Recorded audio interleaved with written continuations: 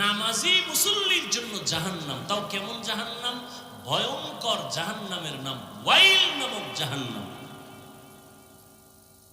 এই শুধু নামাজি মুসল্লি, ওয়াইল নামক জাহান্নামটা ভয়ঙ্কর। আর এই ভয়ঙ্কর জাহান্নামটা কার কার জন্য?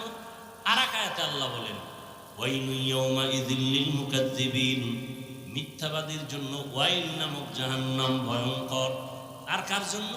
ওয়াইলুল লিল মুতাফফিফিন, ব্যবসা করতে গিয়া যারা কাস্টমারের সাথে দুই নাম্বারি করে তাদের জন্য ওয়াইল নামক জাহান্নাম।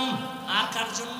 ওয়াইলুল লিকুল্লি হুমাযাতিল লুমাযাহ, যারা মানুষের দোষ পেছনে পেছনে বলে, গীবত শিকায়াত করে, তাদের জন্য ওয়াইল নামক জাহান্নাম। এখন তো মসজিদে গীবত চলে, স্টেজে গীবত চলে, মাইক পাইলেই গীবত। আর গীবত কইতে তো বিসমিল্লাহ লাগে না। ফেসবুকে লিখতেছে একজনে আর একজনের বিরুদ্ধে, এক হুজুর আর এক হুজুরের বিরুদ্ধে গীবত চলতেছে। গীবত করা হারাম, শুধু হারাম না, ওয়াইল নামক জাহান্নামী হবে গীবত করনেওয়ালারা। ওয়াইলুল লিকুল্লি হুমাযাতিল লুমাযাহ। আল্লাহ আমাদের জাহান্নামের এই গুনাহ থেকে পবিত্র হয়ে থাকার তৌফিক দান করেন।